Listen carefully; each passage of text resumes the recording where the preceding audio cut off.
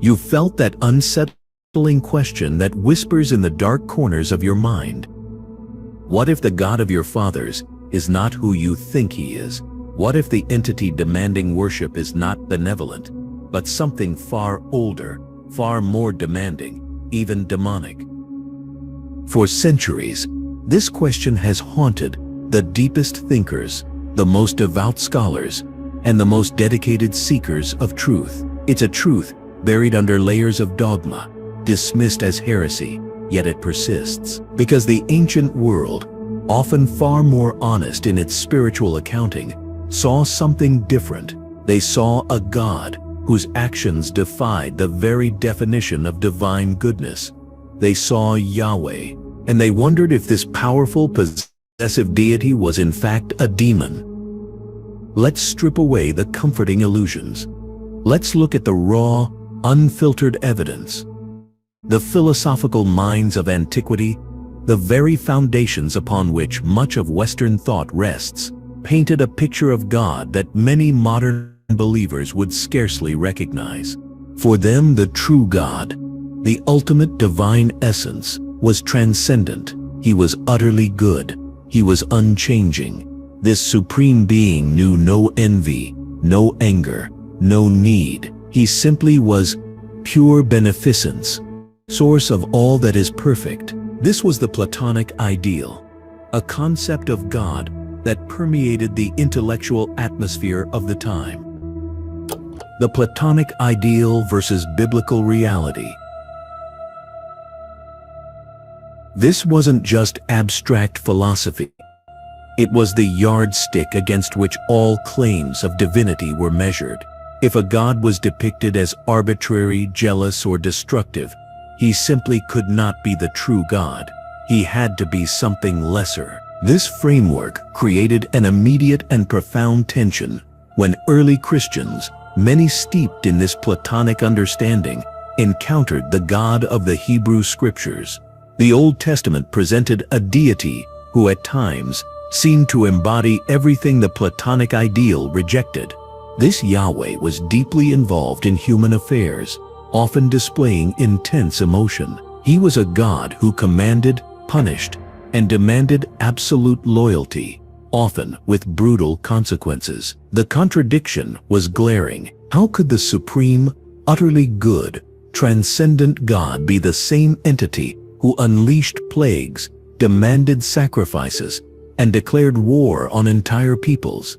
This profound philosophical chasm led to a radical conclusion for many.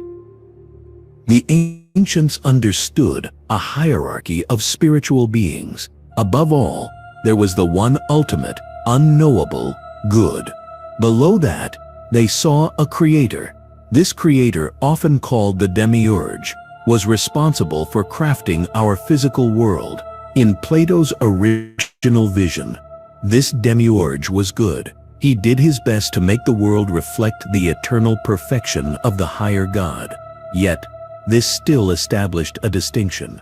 The creator was a manager, not the ultimate CEO. But the ancient world was not so neat. They also acknowledged a vast middle management class of deities. These beings, called daemons or angels, were closer to humanity. They were assigned to nations.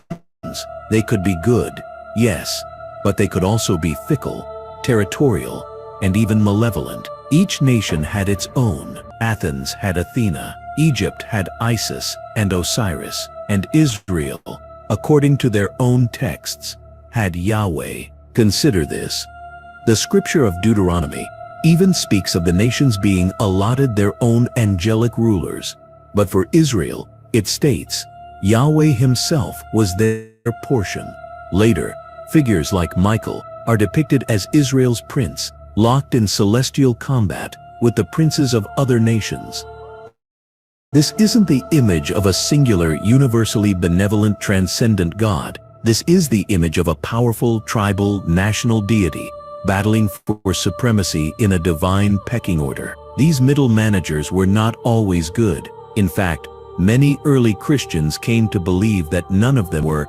They were real, yes, but they were not the source. They were merely powerful agents, often with agendas of their own.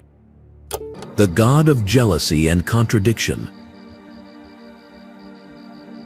This realization struck many early Christian thinkers, especially those who were not ethnically Jewish. They looked at Yahweh, the God of Judea, and saw him through the same lens they viewed the gods of Rome or Athens. He was a middle management being, and this Yahweh, they observed, was anything but perfectly good. Plato stated a true God could not be jealous. Jealousy implies a lack, a desire for what another possesses. But a perfect, self-sufficient God needs nothing. He cannot be envious. Yet, the Old Testament is filled with Yahweh's jealousy. He constantly warns his people against worshiping other gods.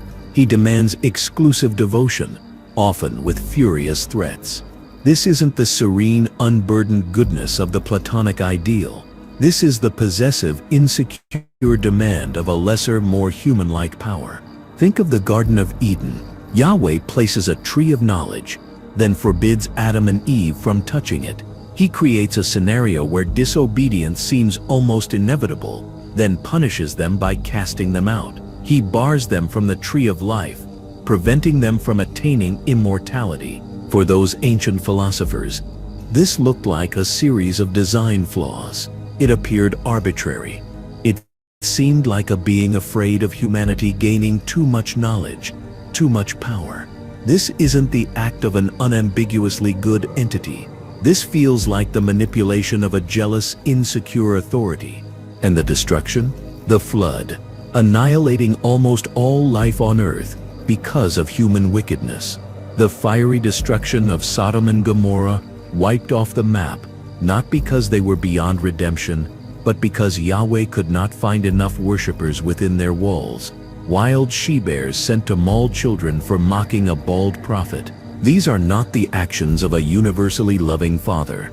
These are the brutal, capricious acts of a regional overlord, easily offended, quick to destroy. He plays with Israel like a toy, pulling them close, then pushing them away into exile, constantly threatening them if they deviate from his regime of rules. This is an intolerant, emotional, and unpredictable entity.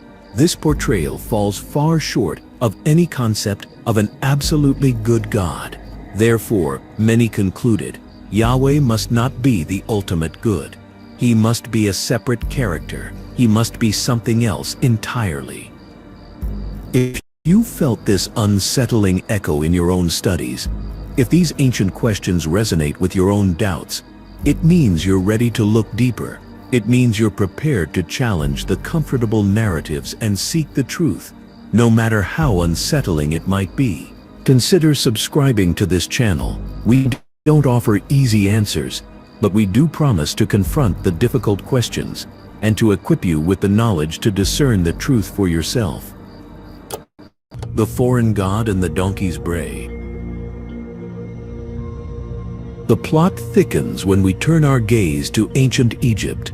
For millennia, before Christianity even emerged, the Egyptians knew of a god of chaos, of foreigners, of evil. This was Set, often associated with the dry desert, red hues, storms, and blood. Sometimes the Greeks called him Typhon, creating the hyphenated name Set-Typhon. This Set was the antithesis of the beneficent gods like Isis and Osiris. He was a force of destruction, a dangerous deity. When the Jewish story of Exodus became widely known in Egypt, particularly through the Septuagint, the Greek translation of their scriptures, a striking parallel emerged. The Egyptians recognized the actions of Yahweh in the Exodus narrative. Yahweh, a foreign god, attacks Egypt with a series of 10 devastating plagues. He turns water to blood, brings darkness, death, and desolation, all actions characteristic of Set. He leads his people, foreigners in Egypt, into the dry, mountainous desert, where he manifests amidst a great storm on a mountain. Moses then descends with stone tablets, claiming they hold Yahweh's words. To the Egyptian mind, this wasn't just a foreign deity. This was a direct description of Set, the god of plagues, deserts, mountains, blood, and war. They naturally saw Yahweh as Set, or at least a form of Set. This connection was further solidified by cultural and linguistic observations. The Hyksos, an Asiatic people who once ruled parts of Egypt, were in later Greek retellings associated with the Israelites. The Hyksos were known to have worshipped Set. While this isn't a native Egyptian tradition, it fed into the narrative. More fascinating still was the sound of Yahweh's name in ancient Greek. It sounded like Yao or Ao, and Ao was the sound the Egyptians associated with the bray of a donkey. In English we say he-ha.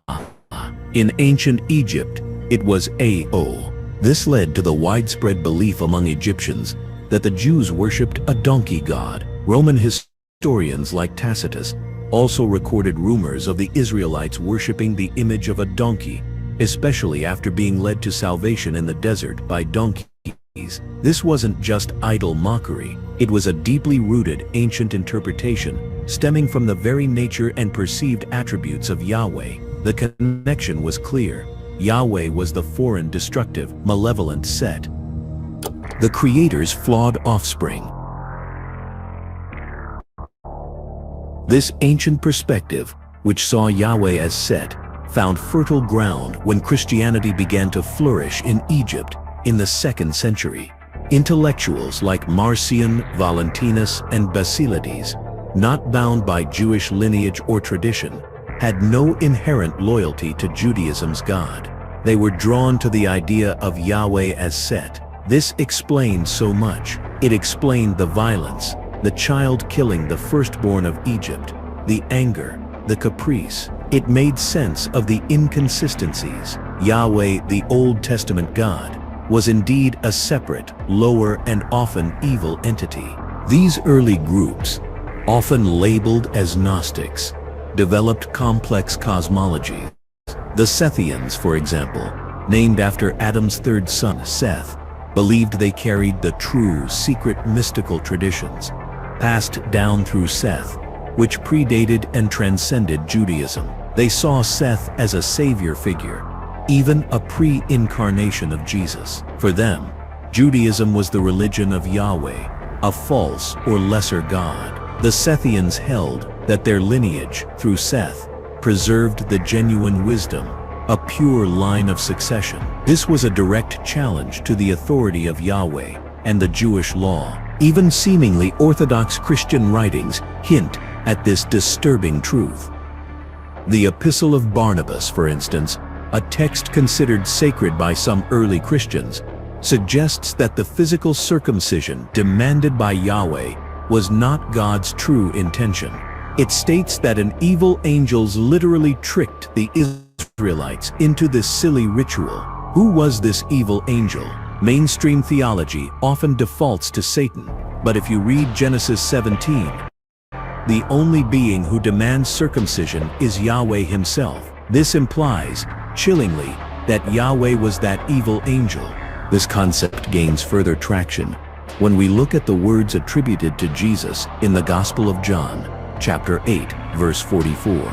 Jesus tells the Jewish leaders, "You are from your father, the devil," a harsh statement indeed. But when examined in the original Greek, "Aki tou patros tou diabolo," it can be better translated as "you are from the father of the devil," who then is the father of the devil. In the ancient view, even the devil, a fallen angel, ultimately originates from a creator. The devil's generator, his father, is the creator God. In this context, it means Yahweh. So when Jesus says you are from the father of the devil, he's saying the Jews are from Yahweh. And the verse continues, "You do the deeds that he did." And he's a liar and a murderer from the very beginning. This is a direct damning indictment of Yahweh, unmasking the world's true ruler.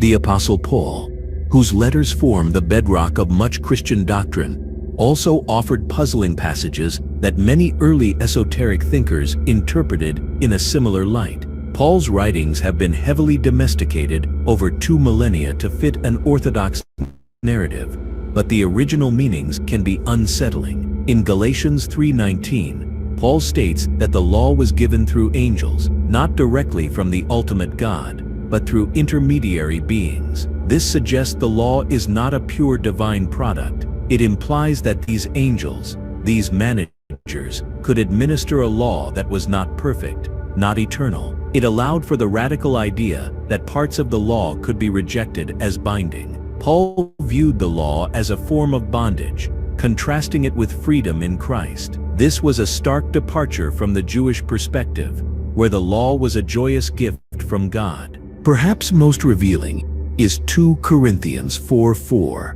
where Paul speaks of the God of this world, who has blinded the minds of unbelievers from seeing the light of the glory of Christ. Who is this God of this world? It hardly sounds like the benevolent Father of Jesus Christ, who would logically want all to see his Son's light. Orthodox theology insists this must be Satan.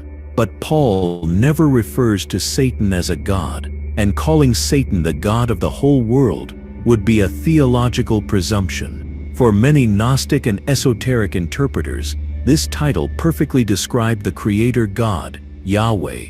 He was the architect and ruler of this physical realm, yet a being who, in their view, kept humanity from true spiritual enlightenment. The term God of the world was, in fact, used in some Septuagint texts to describe Yahweh.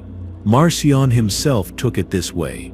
Then there is 1 Corinthians 8, where Paul says there are many gods and many lords. While Orthodox interpretations argue he's merely acknowledging pagan beliefs without validating them. A plain reading suggests Paul believed these gods were real entities. For the philosophical minds of the time, these would be the daemons, the middle management level of spiritual beings. They were real, powerful, but not the supreme ultimate God. They were the regional rulers, the entities who held sway over nations and indeed over this very world. If you are just beginning to pierce through the veil of conventional understanding, if the idea of a spiritual hierarchy with darker entities at the top intrigues and frightens you, there is more to learn. We have a dedicated playlist on esoteric knowledge and demonologies that delves into these hidden truths. You'll find the link in the pinned comment below this video. Go there. Understand the forces that truly operate in this realm. This ancient, esoteric perspective challenges everything you thought you knew. It posits that the God of the Old Testament, Yahweh, was not the ultimate benevolent creator. He was a distinct, powerful entity, a middle manager deity, a god of this world, who often displayed traits of jealousy, anger, and caprice. He was, in the eyes of many early, intellectually sophisticated spiritual seekers, a demanding, flawed, and even demonic being. This wasn't just a rejection of Judaism. It was a profound re-evaluation of divine identity, a spiritual truth that dared to expose the puppet master behind the curtains of conventional faith. What does this mean for you, for your prayers, for your understanding of good and evil? If the entity you have been taught to worship as the ultimate good is, in fact, a power of a different, more questionable nature, then your entire spiritual orientation shifts. It changes how you perceive the world, how you define holiness, and how you confront the darkness you see around you. This isn't just history. This is about the very nature of existence. This is about the true face of the divine, or what passes for it. What aspect of this ancient reevaluation of Yahweh resonates most deeply, or perhaps most disturbingly, with your own spiritual inquiries? Share your honest thoughts in the comments. We are all here to uncover these difficult truths together.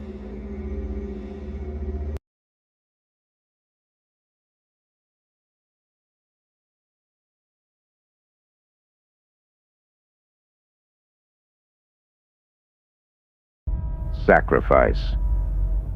Heavier than the flint knife he slipped into his satchel. 3 days later, he reached a lonely ridge of gray limestone.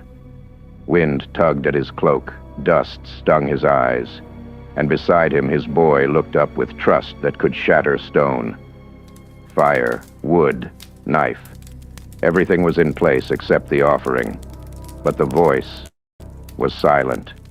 Abraham stacked rough stones, laid the wood, and bound Isaac's wrists without a struggle. The boy didn't fight. Perhaps he knew resistance was useless once the gods chose their target.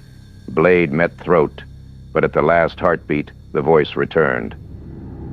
"Do not lay your hand on the boy."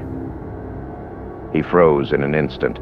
A ram thrashed in a nearby thicket, horns tangled in scrub. Blood still flowed that morning, just not human blood. The knife dripped, the smoke rose, and Isaac walked away with a pulse pounding in his ears.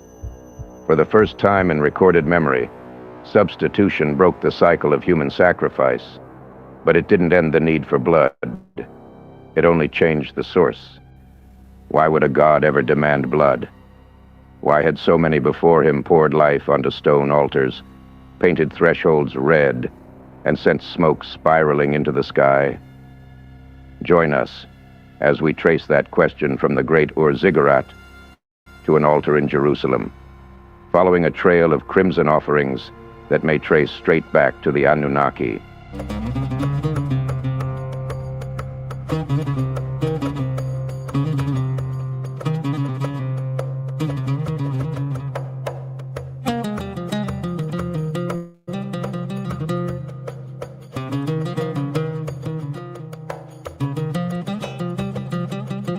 Long before Abraham's test, blood was always currency.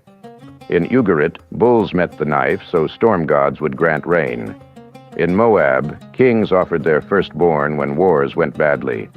In Phoenician Carthage, infants were cremated inside clay urns, their ashes sealed beneath plaques, thanking Baal for hearing the voice.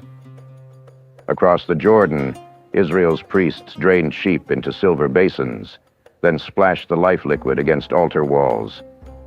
They said, "The life is in the blood." Life meant power, and power was always costly. Whether the gods needed food, fragrance, or formula, humanity paid in red. Mesopotamia wrote the operating manual. The Enuma Elish tells how Marduk carved open the rebel Kingu, used his blood as mortar, and molded humanity to relieve the gods of toil. Temples in Ur recorded daily deliveries of beer, bread, and roasted goats for invisible diners, whose only portion was the smoke. Scribes counted these offerings the way merchants count silver. Keep the gods fed, and the rivers stay their course. Fail, and famine rides the wind. Not religion, logistics. Abraham understood that system better than any later scribe. He grew up in Ur, where lunar priests scheduled offerings by moonrise and treated smoke as a language. When the voice told him to leave, he carried that worldview west. Maybe he believed he was still serving the same high deity